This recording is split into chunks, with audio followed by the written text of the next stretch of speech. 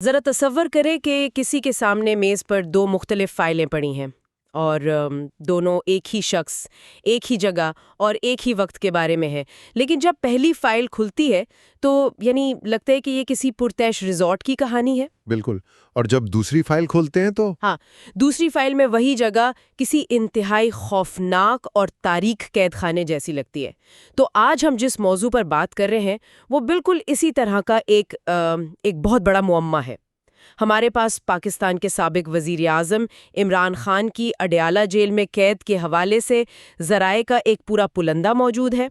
اس تفصیلی جائزے میں ہم انہی کو سمجھیں گے۔ صحیح۔ اور ویسے دلچسپ بات یہ ہے کہ یہ ذرائع کوئی عام سنی سنائی باتیں نہیں ہیں۔ ہمارے پاس ایک طرف جیل سپرنٹینڈنٹ کی جانب سے سپریم کورٹ میں جمع کروائی گئی باقاعدہ سرکاری رپورٹ ہے، اور دوسری طرف اقوام متحدہ کی خصوصی نمائندہ کی انتہائی سنگین رپورٹ ہے۔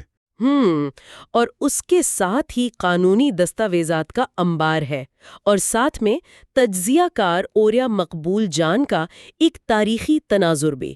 تو ہمارا آج کا مقصد صرف یہ سمجھنا ہے کہ ایک ہی قیدی کے بارے میں ان عالمی اور سرکاری اداروں کے بیانیے میں اتنا زمین آسمان کا فرق آخر کیوں ہے؟ بالکل۔ اور گفتگو کو آگے بڑھانے سے پہلے یہ واضح کرنا بہت ضروری ہے کہ ہم یہاں کسی پولیٹیکل پارٹی کی وکالت نہیں کر رہے۔ صحیح بات ہے، یہ ایک انتہائی حساس سیاسی موضوع ہے، اس لیے ہماری کوشش ہے کہ صرف ان حقائق اور متضاد بیانیوں کا تجزیہ کریں جو ان مستند ذرائع نے ہمارے سامنے رکھے ہیں۔ یعنی ہمارا کام صرف یہ دیکھنا ہے کہ پردے کے پیچھے آخر چل کیا رہا ہے۔ تو سب سے پہلے ہم اس سرکاری فائل کو دیکھتے ہیں جو سپریم کورٹ میں پیش کی گئی۔ ہاں، وہ 3 صفحات کی رپورٹ۔ سچ کہوں تو جب میں وہ پڑھ رہی تھی تو مجھے لگا جیسے میں کسی 5 اسٹار ہوٹل کا بروشر پڑھ رہی ہوں۔ ذرا ڈیٹیل میں بتائیں گے کہ اس سرکاری رپورٹ میں حقیقت میں کیا دعوے کیے گئے ہیں؟ دیکھیں، اگر ہم جیل سپرنٹینڈنٹ کی اس رپورٹ کو دیکھیں تو وہ ایک بہت ہی منظم اور مراعات یافتہ قیدی کا خاکہ پیش کرتی ہے۔ رپورٹ کے مطابق عمران خان کو عام قیدیوں کی طرح کسی ایک چھوٹے سے سیل میں نہیں رکھا گیا، بلکہ انہیں باقاعدہ 7 سیلز پر مشتمل ایک پورے کمپاؤنڈ میں جگہ دی گئی ہے۔ ایک سیکنڈ، 7 سیلز ایک ہی شخص کے لیے؟ جی ہاں، 7 سیلز، اور صرف یہی نہیں، اس کمپاؤنڈ کا جو کوریڈور ہے وہ 57 فٹ لمبا اور 14 فٹ چوڑا ہے۔ باپ رے، یہ تو بہت جگہ ہے۔ اور اس کے بالکل ساتھ ہی 35 بائی 37 فٹ کا ایک لان بھی ہے۔ اور سب سے حیرانی کی بات یہ ہے کہ عام حالات میں اس جگہ پر کم از کم 30 سے 35 قیدیوں کو رکھا جاتا ہے۔ اچھا، تو مطلب یہ کوئی تنگ و تاریک کوٹری نہیں ہے، کم از کم سرکاری رپورٹ تو یہی کہتی ہے۔ لیکن مجھے جس چیز نے سچ میں سب سے زیادہ حیران کیا وہ ان کا روزمرہ کا معمول اور سہولیت تھی۔ صحیح۔ رپورٹ کہتی ہے کہ وہ دھوپ میں بیٹھ کر کتابیں اور اخبارات پڑھتے ہیں، اور مجھے یہ بھی نظر آیا کہ وہاں کوئی جم کا سامان بھی موجود ہے۔ کیا یہ سچ ہے؟ بالکل، رپورٹ میں واضح طور پر لکھا ہے کہ ان کی ورزش کے لیے ایک سائیکلنگ مشین اور دیگر فٹنس کا سامان وہاں موجود ہے۔ یعنی ریاست یہ ثابت کرنا چاہتی ہے کہ ان کی جسمانی اور ذہنی صحت کا پورا خیال رکھا جا رہا ہے۔ اصلی حیرانی تو مجھے اس وقت ہوئی جب میں نے ان کے کھانے کا مینیو دیکھا۔ اور کیا آپ اس مینیو کی تھوڑی تفصیل بتا سکتے ہیں؟ کیونکہ جب میں نے پڑھا تو مجھے لگا یہ کوئی باقاعدہ ڈائٹ پلان ہے، جیل کا کھانا نہیں۔ ویسے وہ مینیو واقعی کسی بھی عام قید خانے کے تصور سے بالکل مختلف ہے۔ سرکاری فہرست کے مطابق ان کے ناشتے میں کھجوریں، اخروٹ، شہد، کافی، دلیا، لسی اور گرم دودھ شامل ہیں۔ اور میں نے اس فہرست میں چیا سیڈز اور انار کے جوس کا بھی ذکر پڑھا تھا۔ میں تو بس سوچ رہی تھی کہ ہماری عام جیلوں میں چیا سیڈز کب سے ملنے لگے؟ یہ تو ناشتہ تھا۔ دوپہر کے مینیو میں دیسی مرغی، مٹن، مختلف قسم کے سیلڈ، مکس اچار، آلو کے چپس، تلے ہوئے انڈے اور دالیں شامل ہیں۔ واہ! اور بات یہیں ختم نہیں ہوتی۔ شام کے وقت انہیں بادام، کشمش، ناریل، دودھ اور کیلے یا سیب کا شیک فراہم کیا جاتا ہے۔ یعنی یہ سن کر تو ایسا لگتا ہے کہ یہ جیل کم اور ایک مہنگا ہیلتھ ریٹریٹ زیادہ ہے۔ لیکن یہاں میرا ایک سوال بنتا ہے، کیا قانون اس بات کی اجازت دیتا ہے؟ کس چیز کی؟ یہ اتنا بڑا فرق کیسے؟ کیا جیل کا نظام قانونی طور پر ایسی تفریق کی اجازت دیتا ہے؟ یہ ایک بہت اہم نکتہ ہے۔ دراصل پاکستان کا جو جیل مینول ہے وہ برطانوی دور کا بنا ہوا ہے اور اس میں باقاعدہ طبقاتی تقسیم موجود ہے۔ اچھا، انگریزوں کے زمانے کا قانون؟ بالکل، قیدیوں کو مختلف کلاسز میں بانٹا جاتا ہے۔ ایک سی کلاس ہوتی ہے جو عام قیدیوں کے لیے ہے، لیکن جو لوگ اعلیٰ تعلیم یافتہ ہوں، ان کا کوئی خاص سماجی یا سیاسی رتبہ ہو یا وہ اعلیٰ سرکاری عہدوں پر رہے ہوں۔ ہاں، جیسے وزیر اعظم۔ صحیح، تو قانون انہیں اے یا بی کلاس، جسے سپیریئر کلاس کہا جاتا ہے، دینے کی اجازت دیتا ہے۔ تو اس سپیریئر کلاس میں کیا صرف کھانا بہتر ہوتا ہے؟ نہیں، بات صرف کھانے کی نہیں ہے۔ قانون کے تحت ان کلاسز میں قیدی اپنے خرچے پر ٹی وی، اخبار اور فرنیچر بھی لا سکتے ہیں۔ اور سب سے دلچسپ اور شاید حیران کن بات یہ ہے کہ مینول میں یہ گنجائش بھی موجود ہے کہ انہیں ان کے روزمرہ کے کاموں جیسے کھانا پکانے یا صفائی کے لیے کوئی سی کلاس کا قیدی بطور خدمتگار دیا جا سکتا ہے۔ اوہ، واقعی؟ ایک اور قیدی خدمتگار کے طور پر؟ جی ہاں، تو ریاستی بیانیہ یہ ہے کہ ہم کچھ غیر قانونی نہیں کر رہے ہیں، بلکہ مینول کے عین مطابق انہیں ان کے رتبے کے لحاظ سے اعلیٰ ترین حقوق دے رہے ہیں۔ چلے میں ایک لمحے کے لیے مان لیتی ہوں کہ یہ سب کچھ قانونی دائرے میں ہو رہا ہے، ریاست نے ایک بہترین تصویر پیش کر دی، لیکن اگر حالات اتنے ہی شاندار ہیں، اگر وہ لان میں دھوپ سیک رہے ہیں، ورزش کر رہے ہیں اور ناشتے میں چیا سیڈز کھا رہے ہیں، تو پھر ایک دم سے اقوام متحدہ اور بین الاقوامی انسانی حقوق کے ادارے کیوں چیخ پڑے ہیں؟ یہی تو، یہ خطرے کی گھنٹیاں کیوں بج رہی ہیں؟ اور یہیں سے اس کہانی کا وہ رخ شروع ہوتا ہے جو سننے والوں کو سوچنے پر مجبور کر دے گا، کیونکہ جو تصویر عالمی سطح پر سامنے آ رہی ہے وہ اس سرکاری اور پرتعیش مینیو کے بالکل الٹ ہے۔ صحیح۔ اقوام متحدہ کی خصوصی نمائندہ برائے تشدد ایلس جل ایڈورڈز نے جو رپورٹ دی ہے وہ ایک انتہائی تاریک اور تشویشناک صورتحال بیان کرتی ہے۔ ان کی رپورٹ کے مطابق عمران خان کو 23 گھنٹے کے سالیٹری کنفائنمنٹ یعنی تنہائی کے قید خانے میں رکھا جا رہا ہے۔ ایک منٹ، 23 گھنٹے کی تنہائی؟ لیکن ابھی تو ہم نے اس 57 فٹ لمبے کریڈور اور 7 سیلز کے کمپاؤنڈ کی بات کی تھی۔ کیا ایک اتنی بڑی جگہ پر کسی کو تنہا قید کیا جا سکتا ہے؟ دیکھیں، تنہائی کی قید کا تعلق صرف جگہ کے سائز سے نہیں ہوتا، بلکہ انسانی رابطے سے ہوتا ہے۔ اقوام متحدہ کی رپورٹ یہ کہہ رہی ہے کہ بیرونی دنیا تک ان کے رسائی کو انتہائی محدود کر دیا گیا ہے۔ انہیں دوسرے قیدیوں سے کاٹ کر رکھا گیا ہے، اور سب سے بڑی بات یہ کہ ان پر کیمروں کے ذریعے مسلسل 24 گھنٹے نگرانی رکھی جا رہی ہے۔ بین الاقوامی انسانی حقوق کے قانون میں کسی شخص کو روزانہ 22 گھنٹے یا اس سے زیادہ کسی بھی بامانی انسانی رابطے کے بغیر رکھنے کو سالیٹری کنفائنمنٹ مانا جاتا ہے۔ اچھا، تو ایشو اسپیس کا نہیں، آئسولیشن کا ہے۔ اور کیا اس UN کی رپورٹ میں ان جسمانی حالات کا بھی کوئی ذکر ہے جو ہماری اس سرکاری رپورٹ کے الٹ ہوں؟ بالکل ہے۔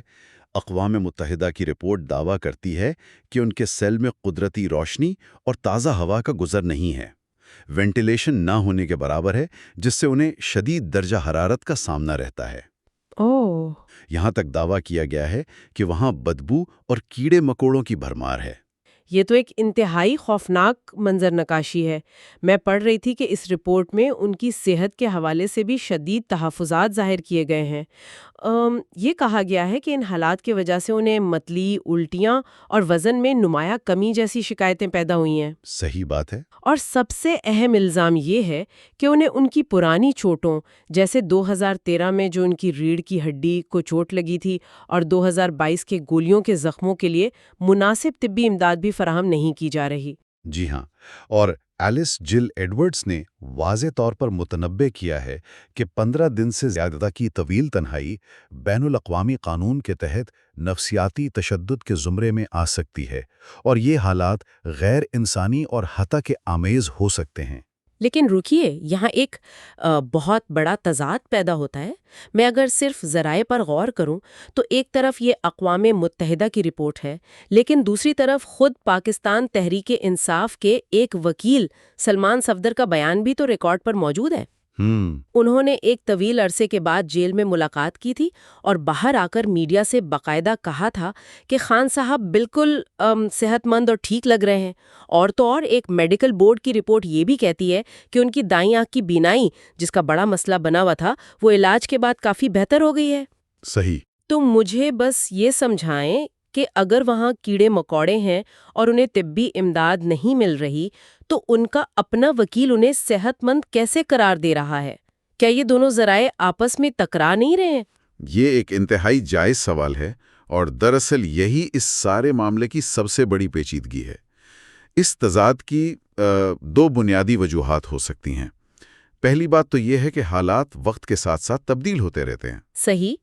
ہو سکتا ہے جب اقوام متحدہ تک شکایتیں پہنچی ہوں تب حالات واقعی سخت ہوں، اور جب وکلاء کی ملاقات ہوئی ہو تو شاید کچھ ریلیف مل چکا ہو۔ لیکن اس سے بھی بڑی وجہ بیانیے کی جنگ ہے۔ بیانیے کی جنگ سے کیا مراد ہے آپ کی؟ مراد یہ ہے کہ ریاست ہر قیمت پر یہ دکھانا چاہتی ہے کہ وہ قانون کی پاسداری کر رہی ہے، اس لیے وہ چیا سیڈز اور ورزش کی مشینوں کی فہرستیں عدالت میں جمع کرواتی ہے۔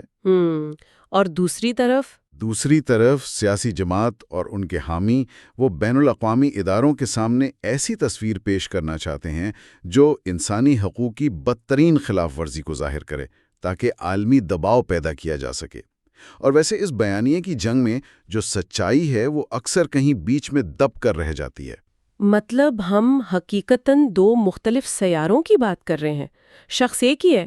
ایک جانب دعویٰ ہے کہ تازہ ہوا، دھوپ اور سائیکلنگ مشین موجود ہے، اور دوسری جانب اسی جگہ کے بارے میں کہا جا رہا ہے کہ وہاں ہبز، غرتن اور کیڑے مکوڑے ہیں۔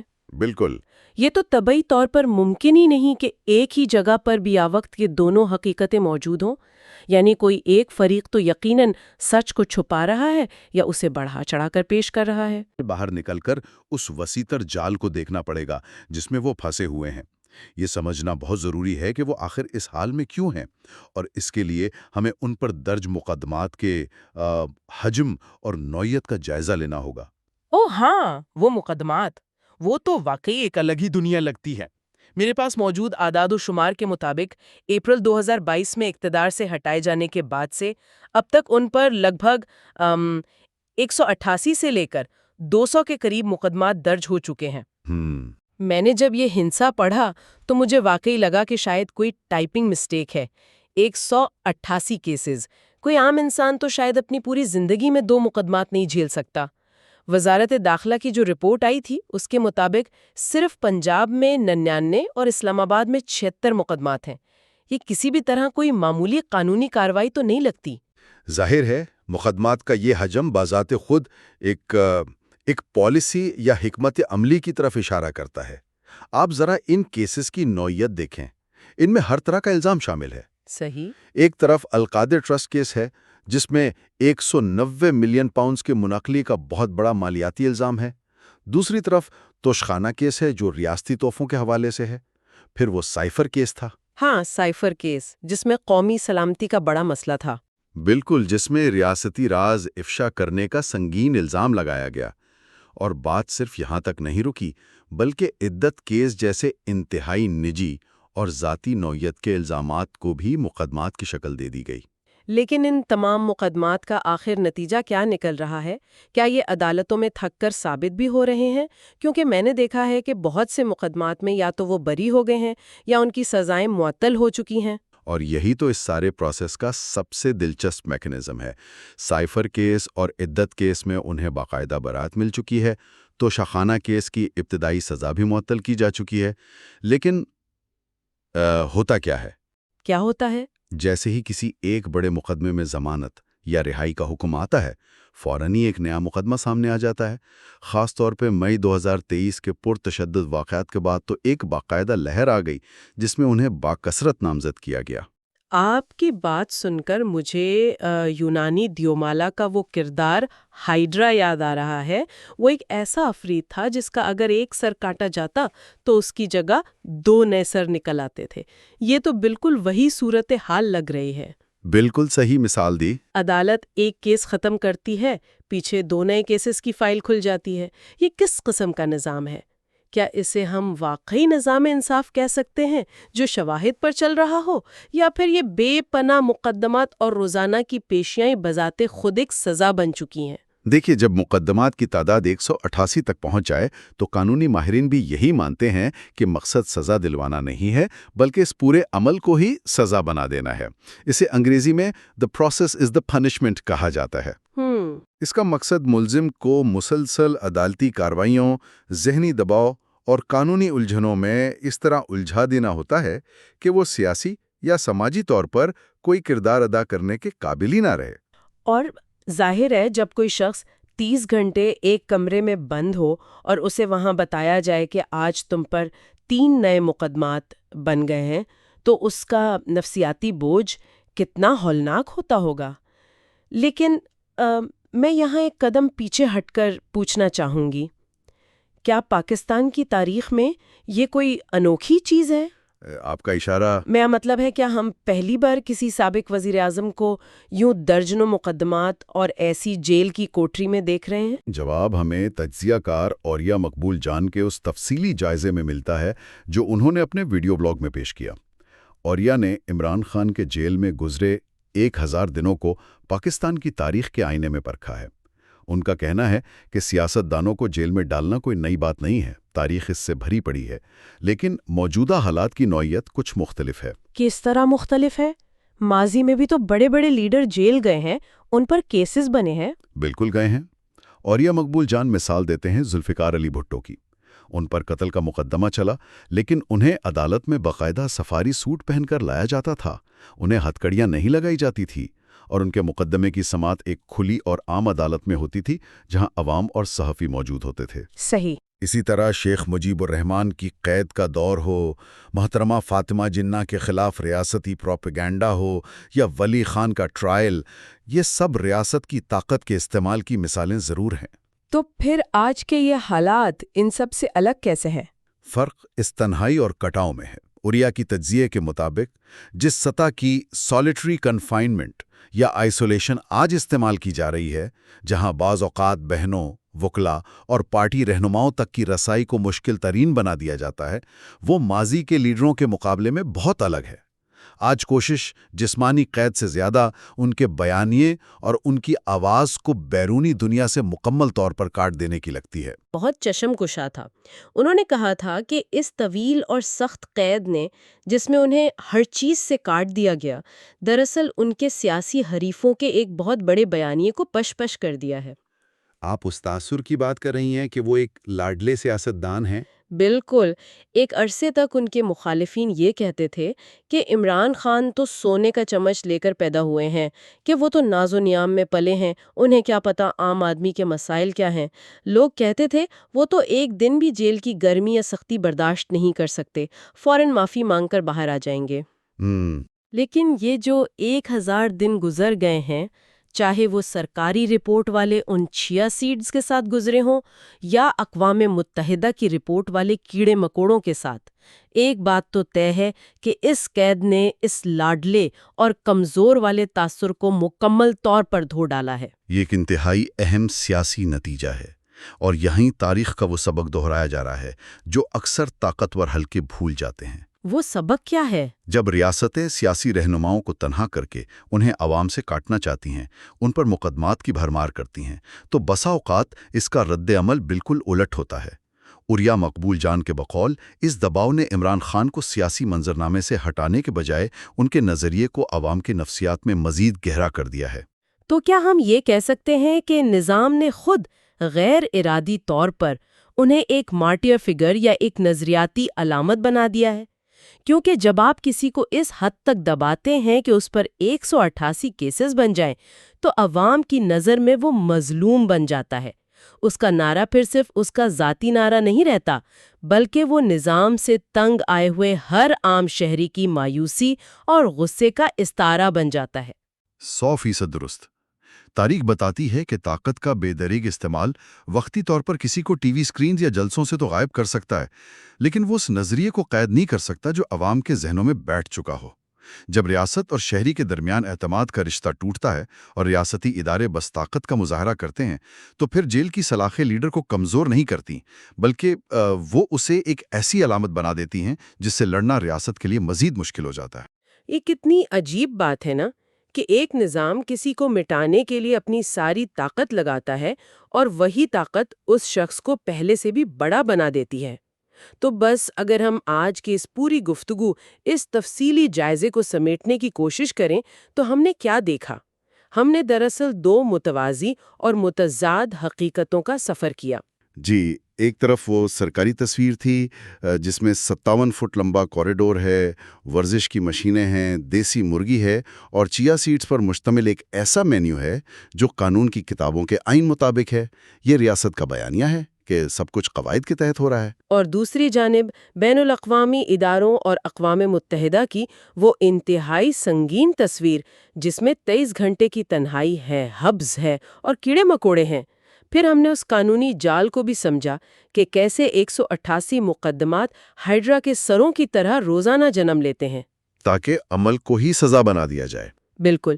اور آخر میں ہم نے یہ دیکھا کہ تاریخ ہمیں کیا سکھاتی ہے، کہ کیسے یہ قید اب صرف ایک سیاسی رہنما کی کہانی نہیں رہی بلکہ ایک نظریاتی کشمکش بن چکی ہے۔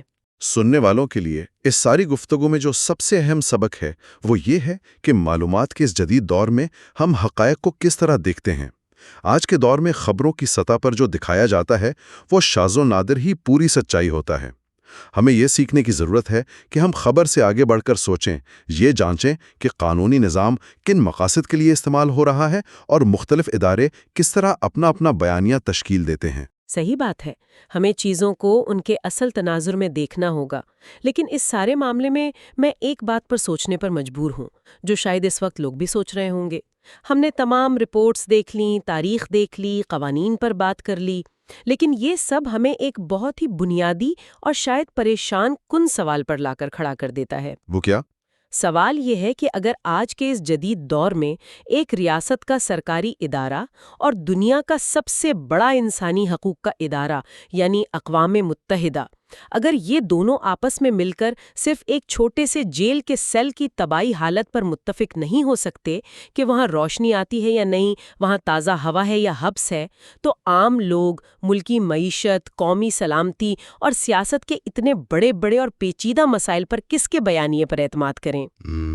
ہیں تو کیا سچائی کا اب اپنا کوئی وجود رہا بھی ہے، یا سچائی اب صرف اس بات پر منحصر ہے کہ آپ کس کی چھاپی ہوئی رپورٹ پڑھ رہے ہیں؟